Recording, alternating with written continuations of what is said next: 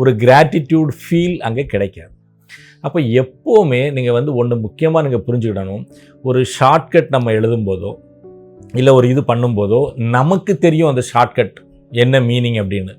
So இது மற்றவங்களுக்கு தெரியுமா அப்படிங்கிறது ரொம்ப முக்கியமாக நம்ம பார்க்கணும். ஸோ ஒரு அப்ரிவேஷன் நம்ம எழுதுகிறோம். ஃபார் எக்ஸாம்பிள் வந்து இப்போ நான் கடைசியாக காசி தமிழ் சங்கமம் போயிட்டு வந்தோம்.